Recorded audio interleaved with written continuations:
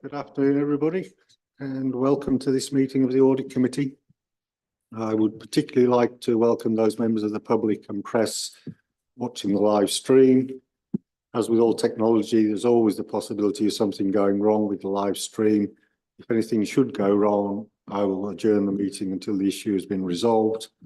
Although, as we found out last time, if we can't resolve the issue, we will carry on with the meeting. And just have to apologise to those people who were watching. And particularly like to welcome Jane Webb, who's standing in for Patrick this afternoon. Thank you. Brings us on to agenda item 1, public question time. I have a fiver that says there's no public questions. Can stay in my wallet then. Thank you, Jane. Item 2 is apologies and substitutions. Thank you, Chair. I've received no apologies. I had a message from Councillor James Lay just before the meeting, sending his apologies. Item 3 is declarations of interest. Does any member have any declaration of interest to make for any items on the agenda in accordance with our code of conduct? Nope. Thank you. Item 4 is minutes. To confirm as a correct record the minutes of the meeting held on 3rd of February 2025. Does anybody have any queries with the minutes? Councillor Dupre. Thank you, Chair. On page 9 of the pack, on the crematorium, I asked whether the financial risks should be included, and the minute says the Director of Finance replied that there was no current risk on the revenue costs. I don't know whether that is, I mean, I genuinely don't know. I'm not saying it isn't. I wasn't clear whether that was exactly what the Director of Finance was saying, because my understanding is that there certainly is a project level risk register which includes an assessment of risk regarding cost overruns and things like that. So I was wondering whether the Director of Finance believed that that was what he actually said to the meeting. Ian, do you recall? Remember, this is for the minutes, so is that a correct record of what was said? I generally can't remember exactly what I said, but in relation to this, obviously reference talks specifically about the revenue costs, and I believe the revenue costs of the business plan are fine, although clearly will be reviewed prior to the final business plan coming to light. Thank you. Is there anything further on the minutes? If not, could I have a proposer and seconder? I'm happy to propose, Chair. Thank you. Seconder? Happy to second, Chair. Thank you very much. I will sign those at the end of the meeting then. Item 5 is Chairman's announcements. Just one brief announcement to make today, and that is an apology from myself about the initial publication of the agenda, which missed off the external audit annual report. That has subsequently been sent to all members, and I will take that item as the next item. So moving swiftly on, hand over to Mark Hodgson from our external auditors. Thank you, Mark. Thank you. Good afternoon. So our auditor's annual report is pretty much, as it says, a summary of everything that happened in respect of the 23-24 financial year. At the last committee, I think I reported that there were 2 matters outstanding before we could sign the audit opinion, one around the pension fund and one around just concluding on the wording for the audit opinion. Both of those were received shortly after committee, and we signed the audit opinion as I described it would be to you on the 20th of February. So the majority of this report just pulls out the key matters from the audit. But the new bit for you, if you like, as a committee, is the commentary around the value for money conclusion and how we got comfortable that the arrangements of the council did not lead to any significant weaknesses. As you will recall, we didn't have any other matters to report in our audit opinion as a result of there being no risks identified through our planning approach. So the commentary is probably the main part of this report that you haven't seen before, but provides you with a snapshot of what happened in the year for us to get comfortable, but then updates the underlying arrangements of the council for kind of time changes through the financial year. So you can see what the base is going forward into 24-25. Apart from that, most of the rest you will have seen the key messages from in the audit results report that I brought to you in February. Thank you, Mark. Members, questions for external audit? Councillor Horgan. Thank you, Chair. I've got three in total, but I'm quite happy to take them one at a time. I'm looking on your report, Mark, on page 6 in the executive summary, financial statements, halfway down the page, due to delays in receiving audit evidence in sufficient time before the backstop date, blah, blah, blah. We did not have the required resource available. I'm just trying to understand, is this an overhang effectively from the effects of the disclaimed report, because we weren't able to square the books away in the previous financial year, there's an overhang for this financial year? Or is it that somebody just didn't give you a piece of paper in time? You know, just exactly what is it? Thank you. So this is not an overhang from 22-23, so it's not opening balance related. It is supporting working papers for those 5 bullet point areas, and it is a little bit, as you say, a working paper or sufficient audit evidence to support a question asked about some of those balances was not available to us in time to be able to conclude, to then be able to report, to then be able to issue our audit opinion. Thank you. I'm happy to sort of wait, or shall I plough with my questions? Yeah, if you carry on, Councillor Horgan, come to other members. I'm moving on now to page 12,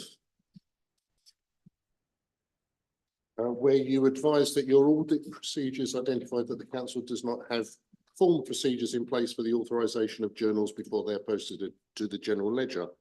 My understanding, I'm advised that in February of this year, we were advised that those formal procedures either were in place or being put in place. I just was looking for an update, whether or not that work's completed yet, and if it has, would it be appropriate to have had, you know, recognition of that fact in the sort of key findings opening section? So Ian and I had a dialogue about this as well. So the control procedure was not in place for an element of the reportable period, and therefore that is an audit finding that we reported in our audit results report. We don't update wording for a summary report after the event. That then gets picked up either through internal audit testing if it's a control that's being brought into place. Update from the Director of Finance to you as a committee in response to a recommendation that's made, which I think Ian did make in February, or follow-up work from us in the subsequent year. So you're correct. I do believe it probably has been implemented. We have not tested it, so we cannot comment. And this is not the vehicle for us to comment, but there is the wider assurance you can get as a committee. Thank you, Mark. My last one for your excellent document is on page 15 of your report, value for money commentary on the governance. And I know this is going to include something which we haven't yet covered, which is obviously the internal audit's view of this area. But on the basis that, having read the internal audit's view, there does seem to be a small gap in terms of the opinions, effectively, that internal audit have concluded a level of moderate assurance in this area, whereas you conclude the council has made proper arrangements. So it's again, for my education, it seems like you're giving them a slightly higher score than the internal audit were, and I just wanted to understand how we grade that difference. Good question, because there is no manual anywhere that maps our grades to Rachel's grades. Moderate assurance from an internal audit perspective, I'm sure Rachel can elaborate on, but is the majority of the controls are in place and we're working as planned, basically, with some areas to improve. The position we're trying to get to from a value for money perspective is, were adequate arrangements in place for the year? Now, those arrangements don't have to be perfect, but are they adequate to manage the business? And adequate for us probably does map across to moderate internal audit assurance. If Rachel was reporting there a significant weakness, and I can't remember what your next level down is, limited, then we would have concerns that those arrangements were not adequate. So that would be the mapping that you refer to, or would like to have visibility of. Thank you, Mark. Yeah, Chair, I'm happy with that. Thank you. Thank you, Councillor Horgan. Any further questions for Mark? Stephen? I also have three, so I'll follow Councillor Horgan's lead and do one at a time. Picking up on your comments about the late working paper, which is something Councillor Horgan asked about. In previous meetings, you've said in response to my questions that the council couldn't have done anything differently to avoid a disclaimed opinion. And I just want to repeat that question, and do you still have that view? Yes, ultimately, it would have been a disclaimed audit opinion with or without those pieces of evidence. The extent of disclaimed audit opinion that we referenced was therefore bigger because we pulled out the separate areas where we could not get assurance in year, as opposed to opening balances and comparative.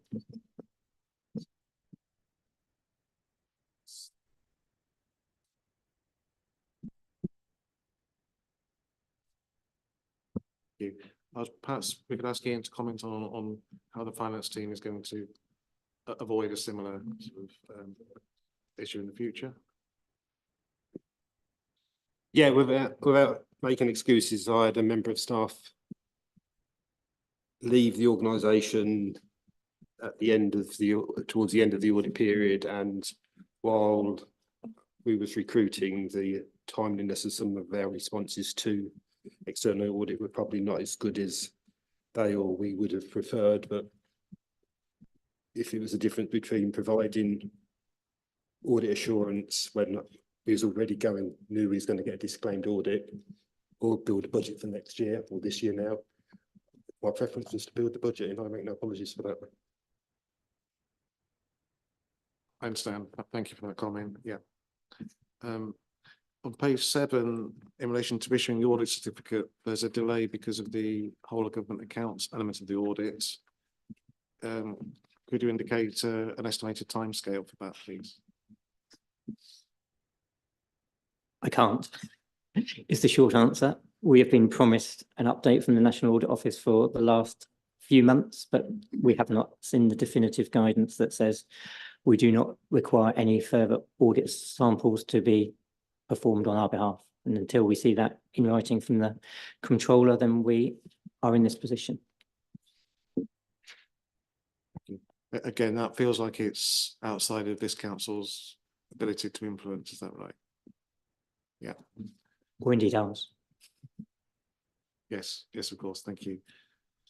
And thirdly, in the value for money commentary section of the report, I mean, can I say I found it incredibly helpful to have all the key narrative in one place.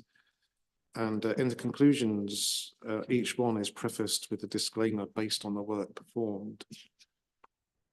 Could you help the committee understand that a bit more in terms of, are there any sort of particular limitations in scope we should be aware of? You know, why is it necessary to include that sort of disclaimer? Relatively standard audit wording, I would say. So value for money is not like an audit of financial statements where you set a materiality level and anything above or below the line you can clearly demarcate. When you're looking at the arrangements in place in any authority, all arrangements a council has are subject to value for money review. Now, clearly we don't have the time or the resources to be able to look at everyone, which is why you'd have a sampling methodology on the account side, for example, which is why you do the risk assessment by speaking to Ian and other officers, looking at risk registers, looking at minutes to identify where the risks of significant weakness would be. And for that, you could read significant to be material if it had a financial consequence or would have a significant reputational damage to the council if something went wrong. So we're looking for significant. So again, it is building up an audit program where you can minimize the risk of missing something that is significant, but you cannot look at everything. So based on the work we've performed, we've done a risk assessment. We haven't identified any risks. So then we've looked at broad arrangements, which we have commented on in the matrix at the back of this document in the appendix, and come to the conclusion that based on those arrangements that we have reviewed, that is the outcome. And clearly, as a committee, you'd build on that, plus any other work the internal audit have done to get your full holistic picture of assurance. But that is why we use those 5 words at the beginning of value for money sentences. Yeah, thank you. I think, Chair, that makes sense to me because as a committee, I want to take confidence from these statements and through us, council and other users. And I was trying to make sure there wasn't some big sort of hole in that. And based on Mark's comments, I don't think there is. So thank you. Thank you. Any further questions for Mark? No, in which case, thank you very much. And we'll move on to agenda item number 6, which is the Audit Committee Annual Report for 24-25. Ian, are you going to introduce this report? Thank you, Chair. This is the second Audit Committee Annual Report, picking up what's now considered best practice. This reflects comments made on last year's report, so hopefully should be a more rounded report than in previous years. Committee is asked to recommend that full council approve this report. Thank you, Chair. Thank you, Ian. From the chair, I will propose this item. Do I have a seconder? Yeah, happy to second, Chair. Thank you, Councillor Pettit. Members, any questions or comments on the annual report? Councillor Horgan. Thank you, Chair. Just one question this time, not 3. I'm looking at the agenda item 6, section 4.6 on page 14 of the master document. It's the text in the box. And sort of halfway down, it talks about assurance over outsourced revenues and benefits, blah, blah, blah. And at the closing line sentence, it says, action plans are in place for areas of improvement. Just is the last sentence above the highlighted risk management headline. Just wanted to know where, if I was interested enough to go and look for these action plans, would I find them? Thank you. Thank you, Councillor Horgan. Bearing in mind that that is the internal audit annual report. Rachel, could I ask you? Yes, thank you, Chair. So as with any of our own internal audit reports, any audits that have found any areas for improvement in terms of compliance or controls will have a recommendation that's made and an action plan in place. So all of the audit reports that have been issued for Anglia Revenues Partnership have the same structure and will have any recommendations. I know from their process, and I do attend regular meetings with the audit group, that they follow up those actions as part of the annual reviews. So they will be following up as part of this year's audits of those financial systems. And then as part of their report, they report back on how many have been implemented, if any remain outstanding, etc. So if members of the committee wish, as with any other audit reports, I'm more than happy that you can have access to copies of the individual audit reports. But as I say, that's managed by that audit partnership on our behalf. Thank you, Rachel. Councillor Trent. Thank you, Chair. Yeah, on page 12, 4.1, it says the audit committee met on 5 occasions and the last date is the 18th of April 2025, which hasn't happened yet. So Thank you. Well spotted. Ian, can we have that corrected before this goes to council, please? Sorry, yeah, I mean, obviously it's today's meeting. Must add a got my fingers in the wrong places somehow, sorry. I wish. Stephen, I think this report is a very clear and helpful summary of all the items that have come to the committee in this period. But I don't think the report does justice to the quality of the conversation here in terms of the questioning and the conclusions we reach where there's sort of endorsement. And it's also an opportunity to convey to the council some key items of onward messaging, which I know I keep going on about. But for example, where we have a message from the external auditor that the council could not have done anything differently to affect the outcome in terms of the disclaimed opinion, I think that'll be a very useful thing for this annual report to say. So I'd like to suggest another pass at this report, taking opportunities to just convey the value that our conversations have, instead of frankly just a list of items. That's just a general suggestion. I mean, similarly, the risk register stuff is such a key item of business, and we have a lot of this discussion, and I think a one-line reference to that here doesn't do that justice. So that's my suggestion for perhaps yourself, Annie, and to sort of have another pass at the report. A couple of points of detail would be that on the top of page 14, there's reference to the internal audit moderate assurance opinion, and the second line says see the definition, and that definition is not included here. So I think it'd be useful to include that. And lastly, on page 15, we have the sort of the action plan from our own self-assessment, and just noticed that the timeframe column isn't completed, and I think it would be useful to have that completed before the council see it. Thank you. thank you, Stephen. Ian, can we look at that? Those suggestions? Yeah, I mean, I'm obviously open to committee's opinion. Either I can take it away and make some changes before it goes to full council, or you can recommend it full council and it's got to stay in.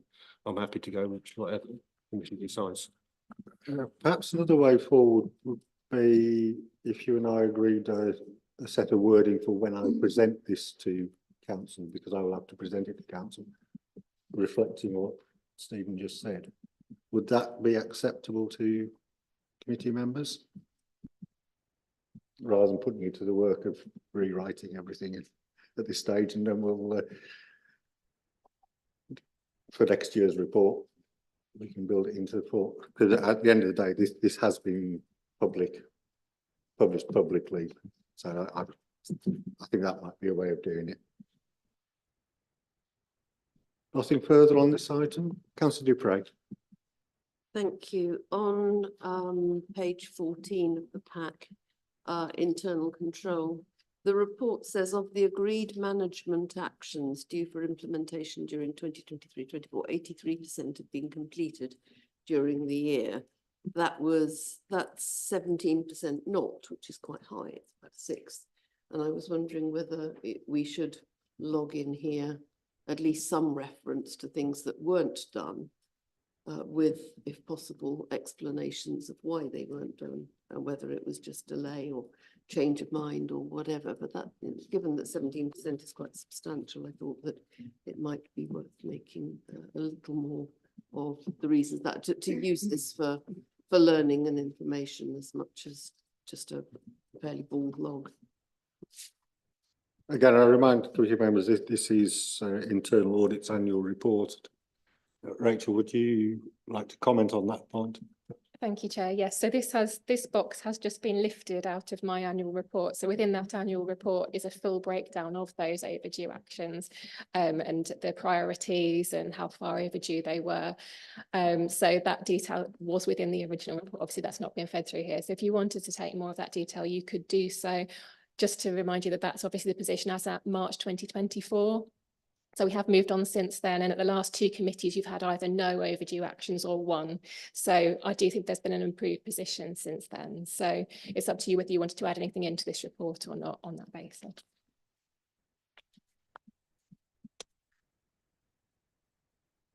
Personally, I think that will feed through into next year's annual report. So rather than try, well, we've already approved it. We've already received and approved that internal audit annual report. So I don't believe it's appropriate to try and rewrite it.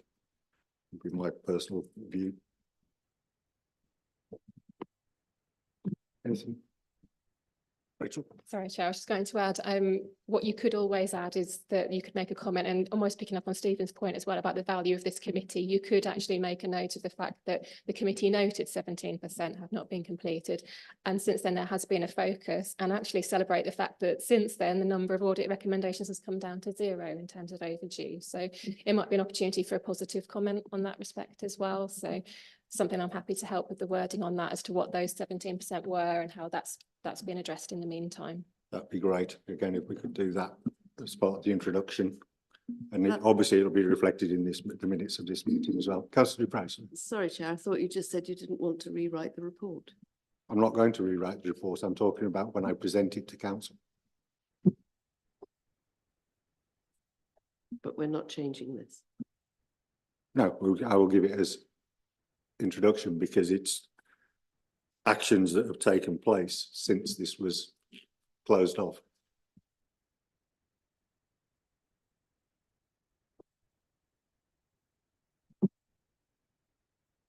Anything further? If not, we'll move on to internal audit progress report. Rachel, can I ask you to introduce this report, please? Yes, thank you, Chair. So this is the latest update on the delivery of the 24-25 internal audit plan. So as usual, a full copy of the year's plan is provided from page 24 of the pack, page 6 of the appendix. So at the time of producing this report, there were still a few audits that were yet to be finalised. I can reassure the committee that 2 of those reports have since been finalised and others are in the final stages. And I can give you the assurance that all will be finalised well in time for the internal audit annual report for the next meeting. So at the time of producing this report, there had been 3 further reports that had been finalised. So I've just summarised those in section 2.3 of the report from page 20 of the papers, page 2 of the appendix. So I'll just talk briefly through each of those, all related to key financial systems audits. So these are audits that we perform on an annual basis and give me the assurance that I need to inform my annual assurance opinion on financial control. So the first related to bank reconciliation. So this is one of the key financial controls that we regularly want to get assurance on, and hence it being an annual audit. Here we want to just make sure that it gives us assurance that we are picking up on any anomalies and that the accounts can be suitably supported by the records in place. So overall, in terms of the bank reconciliation process, we were happy that it was generally working as it should be and the processes were there and they'd be suitably established. We noticed some issues around some of the records around sign-offs, but generally the process was operating well. When we performed the testing on a sample of bank reconciliations, we did identify some issues with some of the formulae that had been used in some of the cells within the bank reconciliations. We looked at these and they had actually resulted in a difference being reported. When we actually corrected the formulae, there was no variance. So it gave us assurance that actually there was no error, no issue. But the fact is that it looked as if there was an error and yet it had been signed off. So on that basis, we have reduced our compliance assurance opinion to moderate for this particular audit this year on the basis that we just need a little bit of reassurance around that review and approval process to make sure that's effective. But overall, the assurance around the control environment was good. We just need to see that assurance going forward on the compliance. The next related to the payroll system. So again, an annual audit, which we take a slightly different approach to each year to make sure we give a good deep dive into those key controls each year. So this year we focused on the key controls around user access to the payroll system and the system parameters, non-standard payments and deductions, and the arrangements around new starters and leavers being added and removed from the payroll. And I'm pleased to say that in all of the areas that we tested, we were satisfied with the controls in place, 100% compliance on sample testing. Hence, overall, we've given a substantial assurance opinion for both the control environment and the compliance, and a low organisational impact, with no areas for me to raise to the committee for concern. And the last was in relation to treasury management. So this is looking at how we manage the cash held by the authority and how that's invested to ensure security of that money, but also that we're maximising return where we can. So again, we were satisfied with the controls in place. The council has an approved treasury management strategy that's gone through the appropriate routes of approval and is compliant with the statutory guidance. We also have an approved list of counterparties with whom the officers can make investments, and clear limits around the periods and the criteria that need to be applied. There's also the regular reporting and scrutiny and processes in place to identify any surplus funds that can be invested as well. So overall, again, we were able to give 100% assurance over compliance based on our sample testing, and were given assurance over the segregation of duties in particular in relation to investment transactions. So again, a substantial assurance on both the control environment and the compliance, and a low organisational impact. So just to also pick out that within the report, we have another update on the implementation of audit recommendations. And I'm pleased to say that we've had 3 actions implemented since the last meeting. This is captured in table 2 on page 28 of the papers, page 10 of the appendix. We do still have 1 action which remains overdue, and that is actually the same action that was overdue at the last meeting. But I have given a brief update on that on page 23 of the papers, where this related to the development of a strategy for private sector housing. And I understand that the work is ongoing, but due to involvement with external partners, there's been some delays in taking that forward. But we do have a date in place for when this is due to go to committee for approval. So that gives some reassurance around a revised date. So other than that, we also just have the usual update on feedback from audit assignments that have been completed on page 29, which is obviously very pleasing to see of a significant proportion has been of outstanding, and the lowest is of good in terms of our ratings. So I'm happy, Chair, to take any questions on the content of the report. And as I've said, any reports that were not finalised in time for this will be fully reported at the next meeting in the annual report. Thank you. Thank you, Rachel. Members, we're asked to note the progress report made in delivery of the audit plan and the key findings. Could I have a proposal and a seconder, please? Chair, I'm happy to propose that. Thank you. I'm happy to second, Chair. Thank you. Members, questions to Rachel? Steve? Just a comment rather than a question, actually. Firstly, I just want to commend the payroll and treasury management outcomes, which are clearly very good and reassuring. And in the case of Bank Rec, just to share my opinion and experience as a former finance director, is that the Bank Rec is the cornerstone of ensuring that all the numbers you report internally and externally are reliable numbers. So the fact that we're running at moderates concerns me, and I would want to some sort of reasonably quick follow-up or reassurance that the recommendations have been implemented and things are working. I just think it's incredibly important. So I'm not sure when we would next follow this up, but I wouldn't want to wait a year or 2 before getting that. Thank you. Ian, would you like to? Yeah, I mean, I think as Rachel said in her introduction, the reconciliations have been done and were complete, and there was just a small formula error, which, you know, it was right that audit made us aware of that, but the correction to the formula error has already happened, and you know, we're now working with the whole process is working as smooth as it should be. Thank you, Ian. Councillor Morgan. Well, I did have 5 questions. I think I've got 4.5 now. It's, 2 of them are just matters of clarification or education. So on page 20, right at the bottom of the page, it talks about it would be beneficial to add review dates to ensure they remain current. For my edification, can you just clarify, are we talking about dates related to a document or about when bank reconciliations happen or have happened or should have happened? What's the subject matter in those dates, please? Yes, so this was in relation to the procedure notes. So when we perform an audit in an area like this, we want to see there's clear procedure notes. So if we had a sudden change in staffing, somebody was off sick, someone would be able to pick up a procedure note and know how to apply the right controls in practice. So when we look at those procedure notes, ideally we want them to be version controlled and dated so that someone doesn't pick up the old version and knows they have the current version. So it's just a low priority recommendation, really, just to make sure that we formalise those procedures where we can, so people can be clear on what the latest version is and know that they're working to the right process. Excellent, thank you. love version control personally. Moving on to page 21, this is the half question. Stephen has already sort of mentioned about the ratings, good, moderate, etc. I just wondered that if in your judgment it identified, for example, a training need for staff or anything like that, or, you know, if there's anything else that we could do to actually minimise the chances of this happening again going forward. Through you, Chair. Yes, so in this case, as I explained, so essentially the document reconciles the bank account with the cash book, as I'm sure a lot of you understand in terms of the bank reconciliation.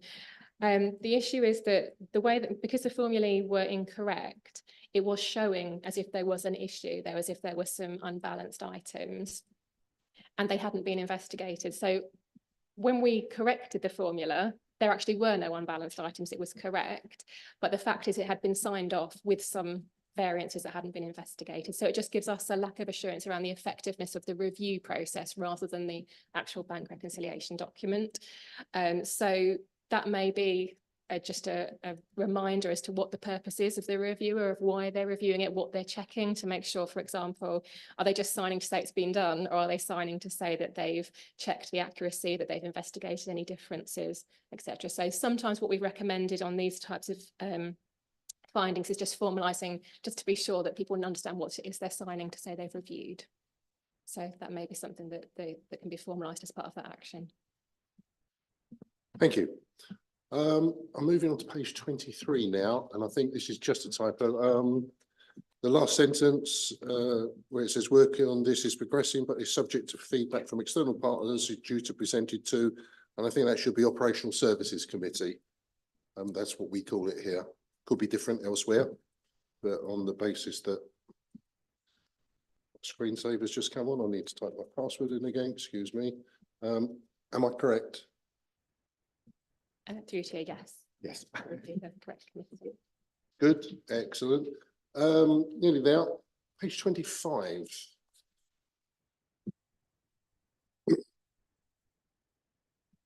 Again, it's a question around the key policy compliance decision making and delegations. Just looking for the fact that it was reported in November 2024. Are we all satisfied that progress is made, has been made, is about to be made, which will improve that moderate rating going forward? Obviously, you know, we're looking at an event in the past. Any comments either way? Ian, do you want to? I mean, only to say that, as Rachel's already reported, we have no outstanding actions from audits, previous audits, and so therefore the actions from this audit, which were recommendations from this audit, have been implemented.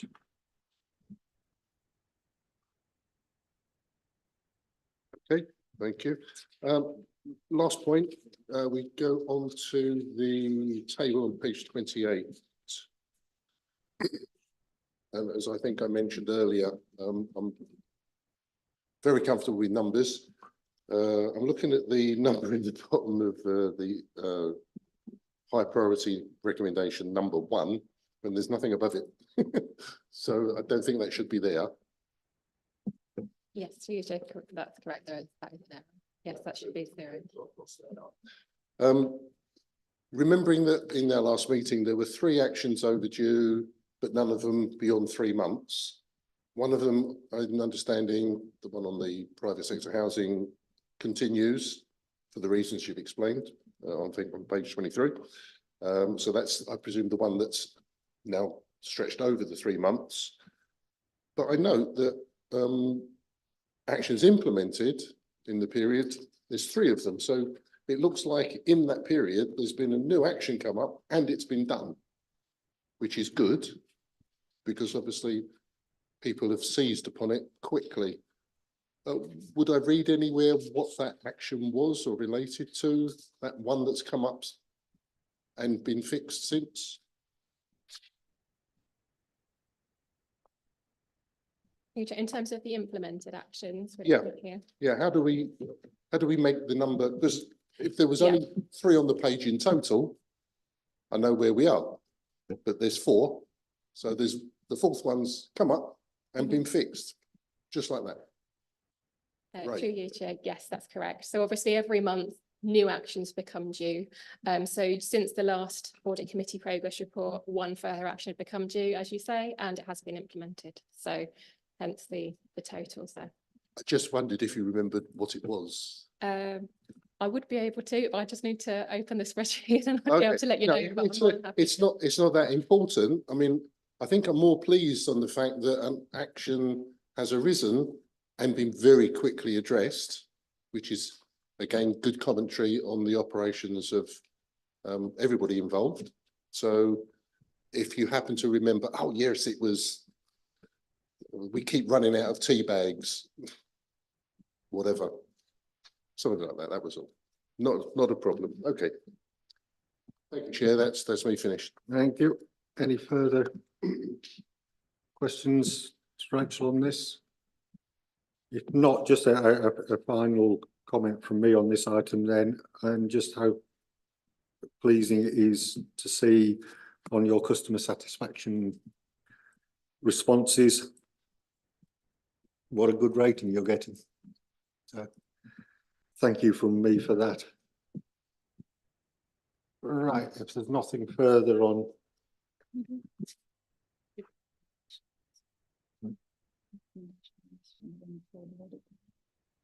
Yeah. Can you vote on that just so that we've got it that's recommended to full council? All right. Yeah. Right, sorry, members, James just asked me to go back to the audit committee annual report and just, can we have a vote on that we are submitting the annual report to full council? All those in favour, please show. Thank you. Thank you. Right. Now we move on to internal audit charter and mandate. Rachel, could I ask you to introduce this one, please? Thank you, Chair. Yes, so this is a document that comes to this committee on an annual basis for review and approval. So the internal audit charter essentially sets out how we deliver your internal audit service, and it's one of the key requirements of the internal audit standards. So just as a reminder, the public sector internal audit standards is what we've been working to until the end of March. And then since the 1st of April, the global internal audit standards have come into force for local government. So on that basis, I have fully reviewed the internal audit charter document to align with the new global internal audit standards. And it also is now emphasising the element of the mandate as well, which is clearly drawn out within the document and included in the title. And the emphasis on that from the global internal audit standards is making sure that the internal audit service has the access it needs to perform its role appropriately and to provide the assurance that the council needs. And that's drawn out within this document and sets out the basis of why we have that access and how we have that unfettered access to this committee and to senior management as required. So the document is essentially aligned fully with the global internal audit standards. It also links with the council's constitution to give assurance as to where we have ensured that East Cambridgeshire is compliant with those various elements in terms of the mandate in particular. And then it sets out the roles of this committee in particular. So I would draw the committee's attention to pages 38 and 39 of the papers, which really draws out the role of the audit committee a little bit more than the public sector internal audit standards had previously. And also talks about how I will interact with the survey, with the audit committee, and in terms of our own quality assurance and so on in the scope of our work. So I don't intend to go through the document in detail, but I'm happy to take any questions from the committee on the content. And just to reiterate, that's coming to you for formal review and approval within your roles and responsibilities as an audit committee. Thank you, Chair. Thank you, Rachel. From the chair, I will propose that we approve the internal audit charter and mandate. Do I have a seconder? Happy to second, Chair. Thank you, Councillor Horgan. Members, questions to Rachel? Stephen. On page 5, paragraphs KLM, you're highlighting very helpfully some adaptations required because of the new global standards. Thank you. Are there any other changes here to be aware of before we approve the document, whether from the global standards or any other changes that you've made? Rachel? Through you, Chair. So I believe I brought a paper to the committee in around November time, which drew out some of the key elements of the new global internal audit standards. And essentially, I gave the assurance that I don't think it changes anything significantly as to how we operate, but it's almost given us a little bit more backing and a little bit more formality around some of the requirements and how we need to be treated, I suppose, by the organisation, and how you need to rely on our assurances and give us the unfettered access that we require. So I think that formalises some of those arrangements that perhaps were already considered good practice, and just draws some of that more into a formal context. So from my perspective, I don't consider there to be any significant changes to how we will operate. There are some elements around things like including a root cause analysis within reports, which is something that we'll be looking at and updating our audit manual in those in respect to that, but I don't foresee any significant changes for the committee. Great. So as far as approving this document today is concerned, apart from that KLM, are there any other changes for you to draw to our attention? Through you, Chair. So just to confirm, so KLM are not necessarily the changes, but they're ones that are within the global internal audit standards that don't directly apply to local government. So there is a guidance note and advisory note around those. So those are the three that we can't directly say we are compliant with from the new global internal audit standards, and they've got slight nuance in terms of local government. So it's not necessarily that those three are different or new from the old standards. They're just some of the ones that are not as directly applicable. So overall, I think, as I say, there's no significant changes in how we operate. Yeah, that's not the question I'm trying to ask. I'm trying to ask is, what are the changes in this document from the previous version? So it is a completely updated version. So it's not a tweaked mandate or charter document. It is a completely new charter because it is produced in line with the standards. So it's in the right order with the new standards. So if it had been changes, I would have done those as track changes to the document. But because it's usually in the last few years, I have brought just an updated version, but because of the new global internal audit standards, this is a completely new document for the committee today. Thank you, Penny. It was the absence of track changes that I was trying to understand. And Chair, for what it's worth, I would be supportive of the committee approving this. I think it's Thank you, good Steve. and clear. I will say from the chair, experience elsewhere where you get bombarded with charters and mandates, and both the clean version and the track changed version, and ending up with lots and lots of paper. The number of times I've seen things that have not been picked up in earlier years being missed again because it's not been in the track change. So I have to say, personally, I'm not a huge fan of receiving documents with track changes. I like to see the complete thing and make sure I'm happy with the complete thing rather than missing stuff because it hadn't been track changed the year before. Anyway, sorry, that's just me being me. Any further comments, questions on this one? If not, we are asked to approve the internal audit charter and mandate. I have proposed and I have a seconder. All in favour of approving this, please show. Thank you very much. It's unanimous. Brings us on to internal audit plan for 2025-26. Rachel. Thank you, Chair. So the charter and mandate that's just been approved by the committee is how we will deliver your internal audit plan for 25-26. And this paper is the actual audit plan as to what we will be delivering under that charter. So this document is again coming to this committee for formal review and approval. And if approved today, will then form the basis of the internal audit activity for the year 25-26.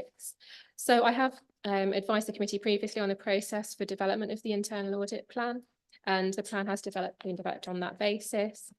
So the document Appendix A provides you, or Appendix 1, sorry, provides you with a full copy of the internal audit plan that's being brought to you today from page 53 of the papers, page 5 of the appendix. So for each of the assignments, I've tried to set out the assurances that we would be seeking to achieve from that audit, and also linked it to your strategic risk register and your corporate objectives, and also given an indication of when we would look to start the audit work on each of those assignments as well. So as per usual, we will report back to the audit committee on progress reports as we deliver this throughout the year and give you the outcomes of each of those assignments as they're completed. just to draw the committee's attention to a couple of items. So the last committee meeting, there was a conversation around local government reform. So on the basis that I did include 1 day for advisory and ad hoc support, which is on page 6 of the appendix, page 54 of the papers. Noting from the minutes, there was discussion around a more in-depth review around HR support, absences and exit interviews, for example. If the committee is minded to expand that to have a wider actual assurance piece rather than advisory support, that's something I'm happy to amend the plan to include. And we would just need to amend something, would need to come out of the audit plan if that was the case. So just to give the committee some insight in terms of my risk assessment, the lowest would probably have been around the health and wellbeing strategy, given that's not directly linked to any of your strategic risks. But I'm more than happy to take feedback from the committee today as to whether or not you would want to make an amendment along those lines. So I'm happy to take any further questions, Chair, and thank you. Thank you, Rachel. Right, members, we have 2 recommendations: that we approve the internal audit plan for 25-26 and that we approve a delegation to the finance director in consultation with the chair to approve amendments to the plan if required. Do I have a proposer and a seconder for those recommendations, please? Happy to propose, Chair. Thank you. Yeah, and I'm happy to second, Chair. Thank you. Members, questions? Councillor Dupre. Chair, I'd like to ask for an additional item to be added to the plan for 2025-6 in light of the report that went to the Overview and Scrutiny Committee of the Combined Authority recently regarding certain housing arrangements and transactions between East Cambs District Council, East Cambs Trading Company and the Combined Authority, among others. It wasn't exclusively about East Cambridgeshire, but a number of the issues in it related to transactions and agreements between the Combined Authority and East Cambridgeshire, whether the council or the trading company. The report that went to the Combined Authorities Overview and Scrutiny Committee was very heavily redacted, but there was enough in there to suggest that there had been issues regarding, for example, the retention of records of decision-making processes, which would have affected some of those housing arrangements in East Cambridgeshire. And a number of other things as well. Some of them were purely combined authority issues, such as whether or not mayoral decisions had been published. And in fact, they hadn't been when they should have been. And that process has now been corrected. And they're not our concern. But what I believe is this council's concern is issues that were raised about those agreements and transactions and records. The much fuller report that members of the committee got, and only members of the committee got, and I'm not on the committee, was leaked by someone, person or persons unknown, to a local, well, was a journalist, now I suppose a blogger, who published a lot of further suggestions of things that had happened. And of course, I've got no way of knowing whether that is an accurate representation of what was in the unredacted report. But it seems to me that there is enough, certainly in the redacted report, to suggest that this council and that this committee might wish to satisfy itself or carry out an investigation as to its own records and what happened at this end regarding the issues that were presented to the Combined Authority. So I'm asking that that is a piece of work that we should add to this year's work stream. Thank you, Councillor Dupre. Whilst we can't dictate to internal audit what they do, we will, because of that delegation. I think what we need to look at is actually where those transactions are, because if it's with the trading company, internal audit, my understanding is you don't do the trading company, do you? Obviously, we would need to confirm what rights of access we have around those records. Yeah, so I think Um, we need to look at that outside this meeting because we need to do some detailed work on it as to where it sits. Because we clearly internal audit has a limited number of days, and if it's outside their remit, we can't ask them. It can't be in the plan anyway. Sorry, I need to take it outside this meeting and get further advice, and I will let you know. Chair, can I come back and say I'm very happy to take to liaise with Rachel outside this meeting and provide links to what I'm referring to if she's not already aware of those issues.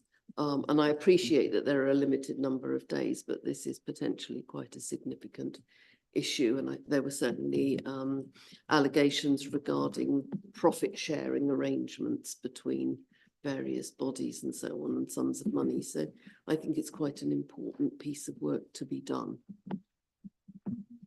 Yeah, I think we need to look at it outside. Just, Councillor.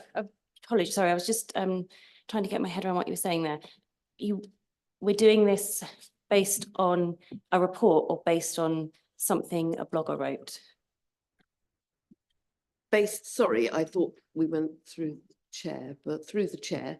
It's based on the report that went to the Overview and Scrutiny Committee of the Combined Authority and was published in their papers. Although I was going on to say, and I did say that beyond that, there had been further issues which were clearly redacted from the report, but are now in the public domain. I'm not clear that there is a remit to investigate things that are published on blogs, but as an indication that there might be further issues to investigate, certainly as a minimum, we should be able, I would have thought, to ask internal audit to consider the paper that was submitted to the Overview and Scrutiny Committee and was approved by them.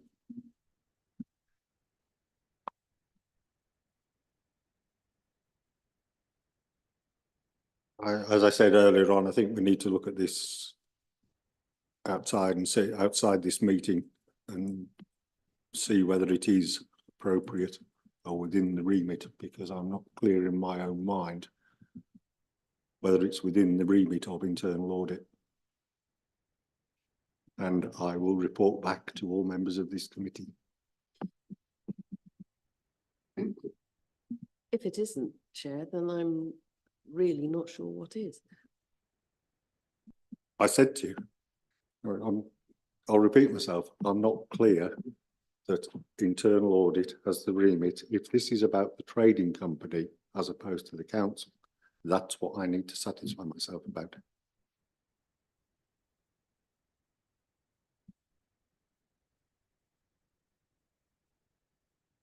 But Chair, can we have an assurance that that will be taken up outside this meeting? And that Yes, we I'm just will- giving you that Okay. assurance. And I've just said I'll report back to all committee members.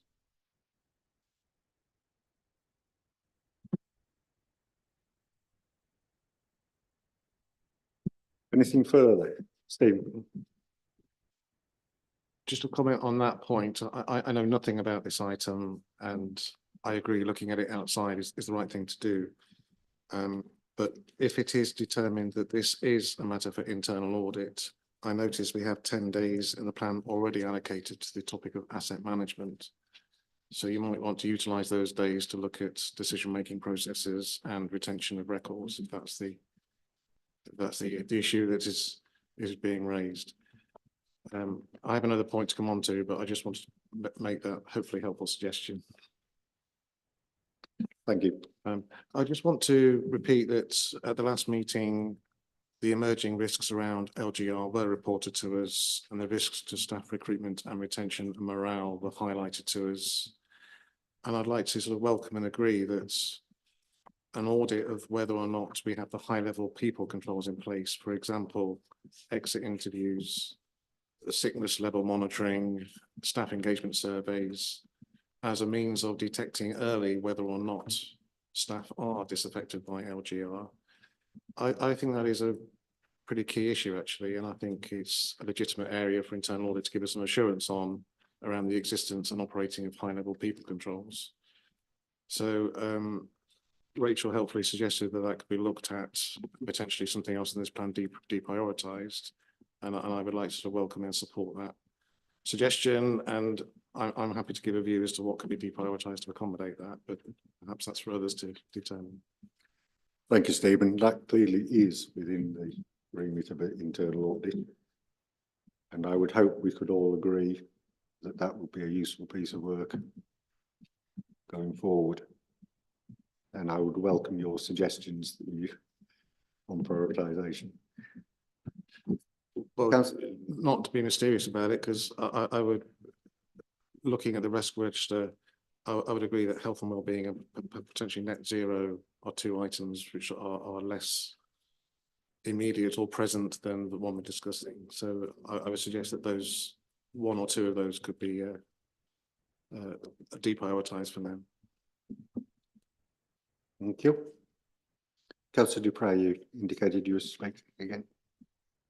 Yes, I was just querying on page 54, the table says local government reform as being a subject for the year. I wondered whether there was a difference between local government reform and local government reorganisation. Does local government reform include more than that, or is it simply looking at reorganisation? Rachel, it's your table. It's just terminology, yes, so it would be reorganisation, yes, yes, yeah.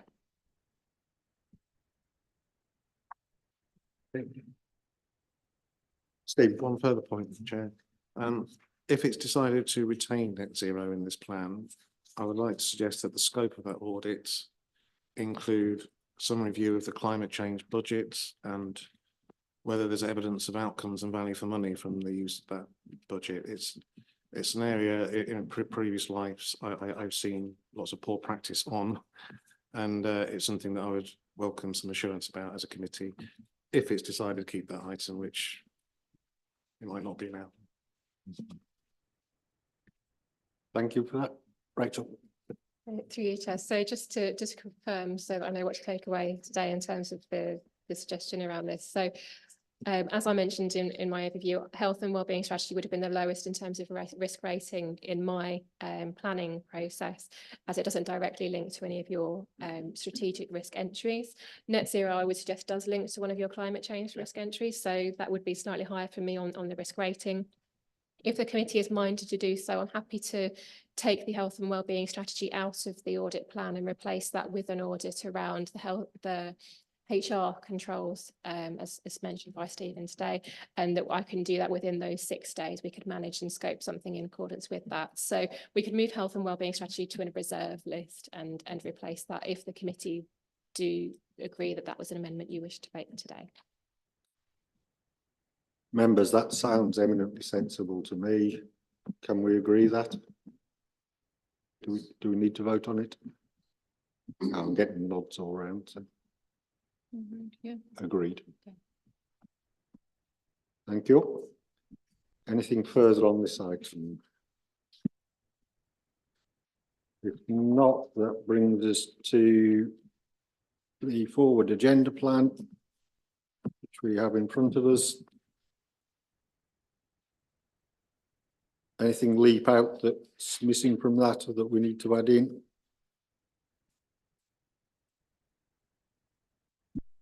If not, I'll declare the meeting closed. Thank you for your attendance and thank you for your contributions.